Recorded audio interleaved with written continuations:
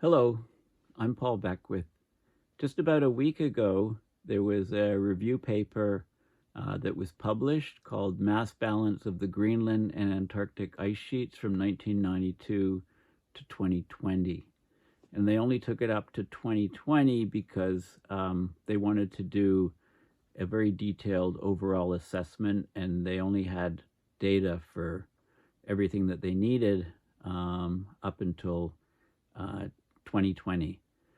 So this paper is part of a new project, which is a collaboration from numerous scientists from numerous institutions, and a lot of it is using the very latest in satellite monitoring, and they actually assess the amount of ice both on Greenland and on Antarctica by numerous methods so that they can compare the numbers between the different methods and get a good idea for variability or uncertainty actually. And we know that Greenland and Antarctic ice sheets are losing tremendous amounts of ice. So I'll talk about the results of this study. We also expected that the first meter or so of sea level rise wouldn't have enormous impacts on coastal areas, but a new study came out which shows that that's not actually the case. They've surveyed coastlines around the world using radar altimetry data, and they have a lot of problems with that data set, as it turns out, because the radar is picking up the treetops and any structures that are along the coast as opposed to the underlying ground. So sea level rising, a meter, of course, it's not going to affect something at the height of treetops. So their data sets are very, very suspect. And they've been updating them with LiDAR, which is laser radar, if you like, and it's much more accurate. And they actually find the opposite to what they expected. A meter of sea level rise will have much, much more impact on coastal areas around the world and affect more and more people than they previously expected. So sea level rise will hit civilizations, will hit people much faster than they expected. When they thought that, well, we don't have to worry till we get a few meters of sea level rise, now they're saying, well, yeah, even a meter is going to have hugely significant impacts on many coastal areas and many deltas, delta areas around the world. So I'll talk about that paper too a bit. So I'm just going to go into the highlights and not get too much into the details, because these are very involved papers, and I don't want to talk about all of the nitty-gritty, just the main things. So this is a CNN article, news report that just came out less than 2 weeks ago. So Greenland and Antarctic ice sheets are melting rapidly and driving sea level rise, new satellite data finds. Okay, so there's images of, this is a moulin in Greenland, view of the Greenland ice sheet, a crevice that goes right down deep into the glacial ice sheet. So basically, the Earth's ice sheets lost enough ice over the last 30 years to create an ice cube 12 miles high, according to new research. Now, they don't say, I presume that's a mile by 12 miles high, but they don't say in this particular case. But the Greenland and Antarctic ice sheets, they hold almost all of the world's freshwater ice. They're shrinking at a frighteningly rapid pace, according to this new review paper from a team of international scientists. So the study was quite extensive. They did 50 satellite surveys for Antarctica and Greenland, spanning the years from 1992 to 2020.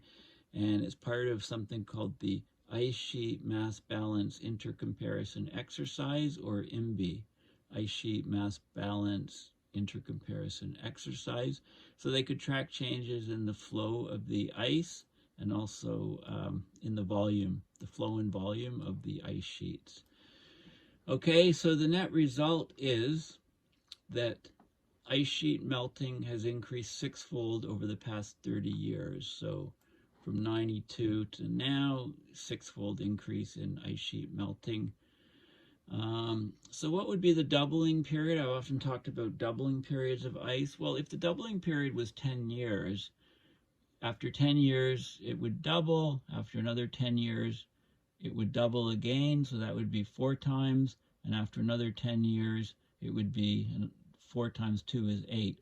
So an 8-fold increase over the past 30 years would be a doubling period of 10 years. So because it's sixfold, it's slightly less. It's probably something like, maybe 11 years over this time frame, doubling period. But of course, the rate of melt is increasing, so the doubling period is getting shorter and shorter. The 7 worst years for polar ice sheet melting all happened in the last decade. This is a glacier on the Greenland ice sheet. There's somebody standing here for scale. I mean, these are just massive. So polar ice sheets have lost more than 8.3 trillion tons of ice between 92 and 2020.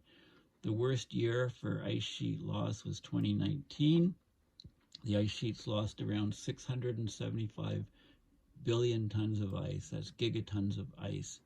These losses were driven by an Arctic heat wave, which basically nailed Greenland's ice sheet, and it shed a record 489 billion tons that year in 2019. Of course, the loss of ice is having a significant impact on the oceans, on sea level. It's pushed sea levels up by 21 millimeters. An inch is 25.4 millimeters. So 21 millimeters, not quite an inch. Ice sheet melting now accounts for a quarter of all sea level rise. And this is a 5-fold increase since the 1990s. We're talking about huge amounts of ice. 40% of the global population lives in coastal areas, so of course this is very concerning. The rate of melting in Antarctica is much faster than in the 1990s. Here's this piece of ice is just calved off, and the size of the scales are immense. I mean, this is probably the size of a state. Okay, the Antarctic Peninsula and West Antarctica are the regions melting most quickly. I've talked about Thwaites Glacier, the so-called Doomsday Glacier, for its potentially devastating impact on sea level rise. There's higher uncertainty in Antarctica as what's happening. There's some low probability but high impact mechanisms that could be triggered if we exceed a certain level of warming.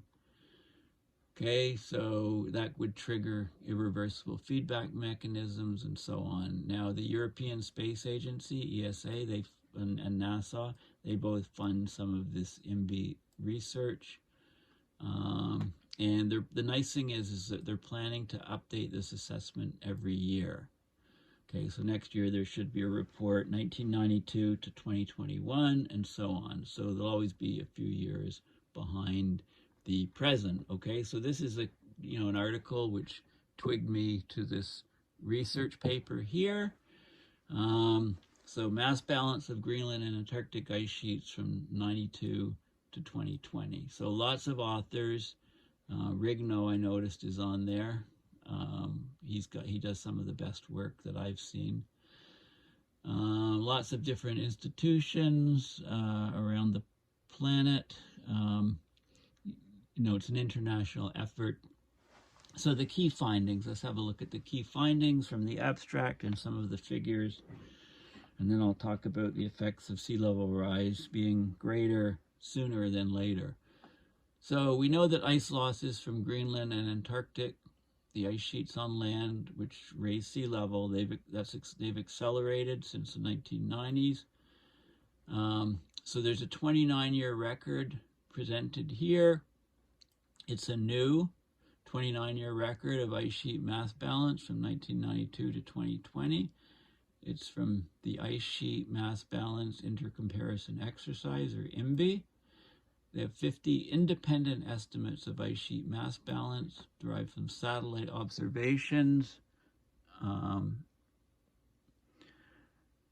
of temporal changes in ice sheet flow, in ice sheet volume, and in Earth's gravity field.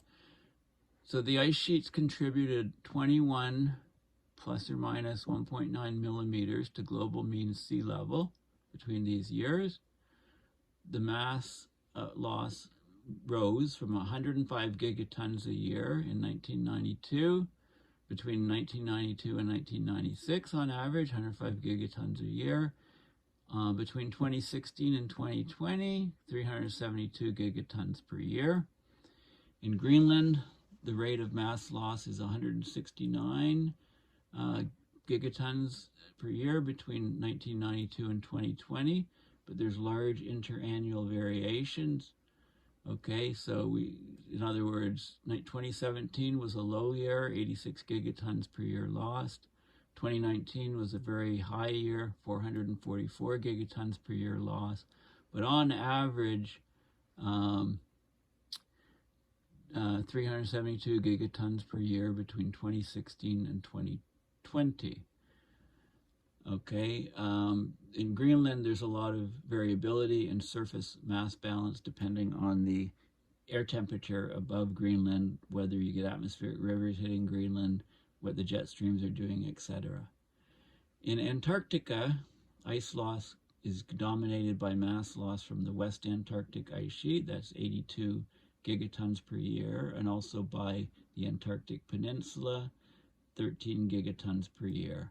East Antarctica is close to a state of balance. There's a small gain of 3 gigatons per year, but the uncertainty is really high. Okay, so let's have a look at the figures. The introduction is good to read. The Antarctic and Greenland ice sheets store the vast majority, 99% of Earth's freshwater ice on land. The rate of change in ice surface mass, the ice sheet mass balance, is the difference between mass loss through solid ice discharge at the grounding line, that's calving, melting at the bed, where the ice is in contact with the seafloor, at the ice-ocean interface, melting, and the surface mass balance. The surface mass balance is precipitation minus meltwater runoff, sublimation, that's ice turning to vapor without becoming a liquid, evaporation of water on the surface, and erosion. Okay, and I've already said that the ice losses from Antarctica and Greenland have increased sixfold over the past 3 decades, so that's a doubling period. I'm estimating at about 11. Okay, in Antarctica, the losses are mostly due to ocean-driven melting of ice shelves and their collapse, which has accelerated ice flow. In Greenland, of course, it's increasing air temperatures, decreasing cloud cover. Those things have exacerbated summertime surface melting and runoff, speeding up of glaciers, causing them to retreat faster, outlet glaciers responding to a warming ocean. So it's melting from both air temperature above, warm ocean as well. Okay, so those are the things. Now we have numerous satellites that are satellite data sets that are measuring the glacial isostatic adjustment. Those are adjustments because of the land moving up and down, right? Isostatic rebound, surface mass balance, etc. So these are satellite missions. The black is the duration of the mission when they were collecting data. So as satellites are phased out or fail, new ones are launched. These are different missions, global. This is gravity mass balance, the GRACE satellite. So GRACE operated from, you could see from 2003 to 2016, and then there was a year and then GRACE follow-on mission started in 2018. Hopefully it continues for decades. Altimeters, and other, radar, like radar satellites and different types of satellites. This is the glacial isostatic adjustment models, and then Greenland ice sheet is here, Antarctic ice sheet here. Okay, so you've got different coverage over that time period from many different satellites, and these are the results. So this is the key thing. So this is the input of, new ice forming minus the output, loss of ice over the Greenland ice sheet. So it's a mass balance in gigatons per year.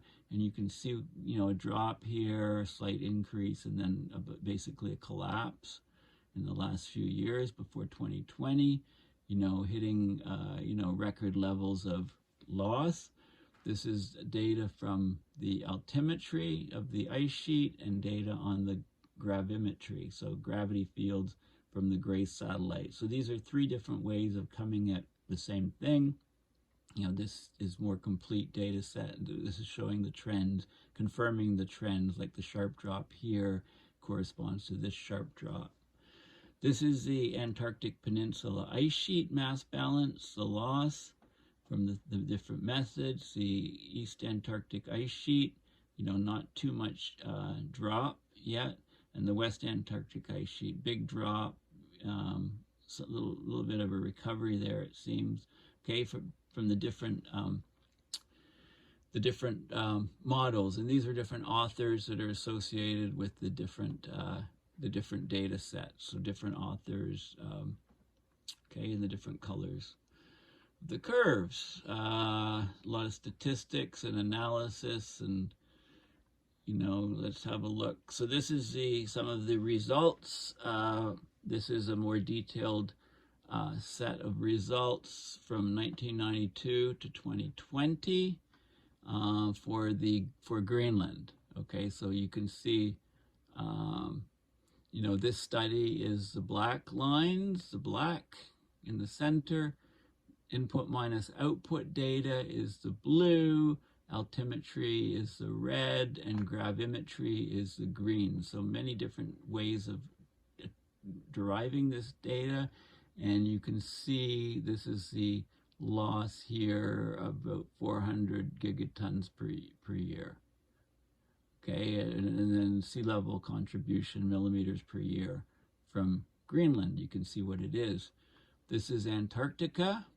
Okay, so there is overall loss, but most of it is from the Antarctic Peninsula and West Antarctica. So Antarctic Peninsula has a loss, West Antarctica has a loss, and East Antarctica not so much.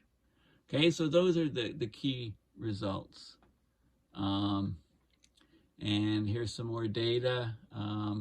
This is from 2002 to 2019. And you can see the rate of mass change. This is from the different ice sheets: Antarctic ice sheet, West Antarctic ice sheet, East Antarctic ice sheet, and the Antarctic Peninsula ice sheet. But this is the key result here.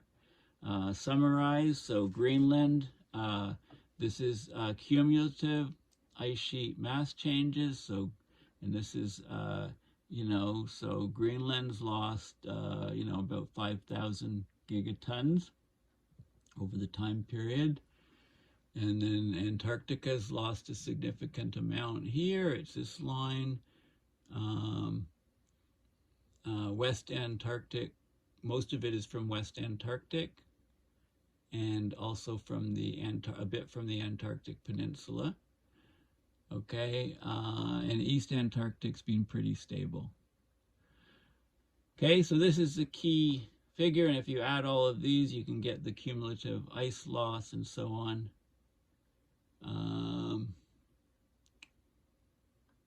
Okay, and here's a table of the rates of ice sheet mass change in gigatons per year. Okay, over the different time periods. So the time period from 92 to 96, all the different ice sheets and the global mean sea level rise. And then from the next 4-year period, and so it's advancing up in 4-year periods, and you can see You know, the loss was very heavy on Greenland, for example, between 2007 and 2011, slowed down a bit, but it's been picking up again. So the most recent period, 257 gigatons per year loss. And then over the whole time period, this is the average gigatons per year lost over this whole time period. So Greenland ice sheet, the biggest component. Antarctic ice sheet is next. Of the Antarctic ice sheet, the vast majority is from the West Antarctic ice sheet. There's some from the Antarctic Peninsula, and the East Antarctic ice sheet is not shedding at the moment. Combined, Antarctica and Greenland lost 7,563 gigatons of ice between 1992 and 2020, raising the global sea level by 21 millimeters, just under an inch. And they've done some previous IMBY assessments, and they say they will update this every year. So this is an important it's an important review paper. And then they break it down and they look at the mass balance of the different places using the different methods, okay? To compare them all on one image, the reconciled estimate, modified version, including the peripheral glaciers, so you can get numbers of, this is the mass change in gigatons per year, the average loss from 2002 to 2020. So you can see most is from Greenland, followed by the West Antarctic ice sheet and the Antarctic Peninsula, a little bit of gain from the East Antarctic ice sheet over that period, and then so the net results of Antarctic ice sheet here incorporates these three components. So it's still, we're losing about double from Greenland as we are from all of Antarctica. Okay, so this is a very key paper, and this is open source. You can just, if you want to get more detail, you can just Google the title. Now, this paper I found, which was just published beginning of this year, January 2023, there's new LIDAR-based elevation models that show the greatest increase in global coastal exposure to flooding is to be caused by early stage sea level rise. Okay, so in a nutshell, the elevation models on the coasts that they got from radar are wrong, because there's a lot of false reflections from treetop structures, things that are above the ground level. So when they use LIDAR, which is much more accurate, higher resolution, they have to revise their impact. So here is basically the abstract. The latest projections indicate that sea level rise is certain to exceed 2 meters in coming centuries. A rise of 4 meters is considered possible. Yeah, how about by 2070? But anyway, radar-based, the land elevation models applied to date suggested that the increase of area below mean sea level that is potentially exposed to permanent flooding will accelerate as sea level rise proceeds, being relatively limited initially. Okay, well, that's wrong. Using the new and more accurate satellite laser radar elevation data, they get the opposite result. The fastest increase in the area of exposed land occurs in the early stages of sea level rise. In 1/3 of countries, most of this increase will be caused by the first meter of sea level rise, and in nearly all within the first 2 meters. We conclude that in many regions, the time available to prepare for increased exposure to flooding on coasts may be considerably less than assumed to date, and that better elevation data will support timely preparations. Okay, so those are the key points. We have greatly underestimated the extent of coastal flooding of the lowest coastal areas using radar-based global elevation models. A recent lowland elevation model using LIDAR, derived from satellite LIDAR data, is most accurate, applying this model, we find that the greatest increase in coastal area below mean sea level will occur in the early stages of sea level rise.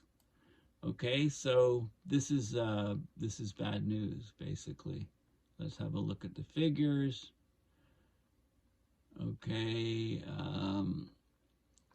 let's go down. So they have these global digital elevation models. They were based on radar. They were getting treetops and things, structures. And now they use better data, and here's what we get. So here's, there's a transect in the Everglades, Miami, Amsterdam, and Bangkok here. And this is the results of the transect. This is the elevation in meters. This is using the LiDAR, different methods. This is the LiDAR here. This is some of the other methods. So we thought that there'd be a lot less flooding because there's values, this is elevation meters plus mean sea level, 0 to 6 or 7. A lot of data was above here. Look at all this elevation data that was above. They thought it was you need 2 meters of sea level rise. It turns out you need like half a meter of sea level rise. Okay, so compare the data above, the dots above, to the actual lines from the LiDAR, and you can see, Miami, Everglades, Amsterdam, and Bangkok. Look at Bangkok. Okay, they thought you needed 3 meters to affect all these areas, or 2 meters to affect these areas. Well, you need much. It's closer to 1 meter to submerge a lot of Bangkok. Okay, so this is bad for them. This is some more information here of the different places. Land below mean sea level. And this is in 1,000 square kilometers, globally. This is using different models, but it's it's the red lines that are more accurate. Okay, so this is a huge problem, and you can compare it. So now we've got different places, different countries here. Land below mean sea level as a percentage. This is with the latest data, so you can get, this is 0 meters sea level rise, 1 meter sea level rise, 2 meters, 3 meters, and 4 meters. So, the effects are much more significant. And this is the fraction of the population below mean sea level for different amounts of sea level rise. So the numbers are a lot worse than we thought. Okay, so this is very bad news. Okay, so in other words, smaller sea level rise will affect much larger coastal regions than people presently think. And this is another image here. This is showing the 8 deltas that could potentially be largely flooded with 1 meter of sea level rise and almost entirely at 2 meters sea level rise. So, parts of Pakistan, so basically below mean sea level with 1 meter of sea level rise is in red. Already below mean sea level is in black. 2 meters is the brown, if you like, or orange. And then 4 meters is the gray. Okay, so red is just a meter. Okay, a meter sea level rise. So Bangladesh, Pakistan, huge flooding. This is Iran, this is Nigeria, huge amounts of coastline lost. Egypt, USA, the Mississippi Delta, Thailand, Mekong, Vietnam. Okay, so basically we're much more vulnerable to sea level rise.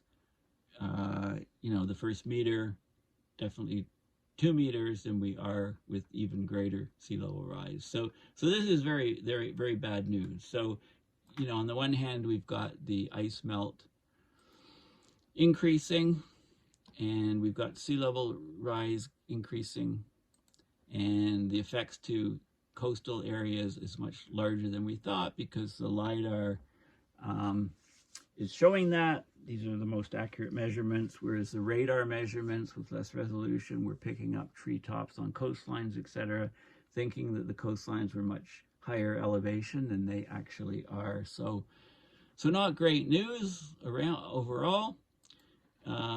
Please consider going to my website, paulbeckwith.net, and donating to my PayPal account to support my research and videos. Thanks for listening, and bye for now.